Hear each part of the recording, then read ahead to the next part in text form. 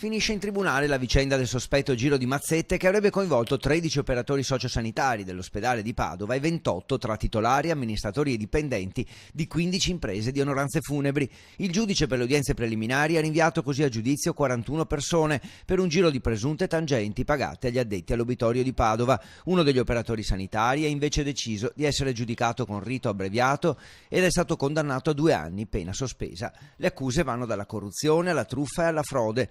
L'inchiesta riguarda le presunte mazzette che alcuni impresari di aziende di onoranze funebri avrebbero pagato a operatori dell'azienda ospedaliera addetti alla vestizione e alla conservazione delle salme in obitorio. I reati sarebbero stati commessi tra il marzo del 2014 e il dicembre del 2015 e secondo le indagini i titolari delle pompe funebri pagavano in contanti mazzette da 30 a 40 euro agli operatori per avere un trattamento di favore sulla conservazione delle salme senza pagare il ticket all'ospedale. La difesa di alcuni imprenditori punta sulla coercizione imposta da un ricatto. Per chi non accettava ci sarebbero state ritorsioni. La salma dell'onoranza che non pagava veniva tenuta fuori dalle celle frigorifere anche per giorni, venendo presentata così alla famiglia in condizioni devastanti. Il dibattimento inizierà il prossimo autunno.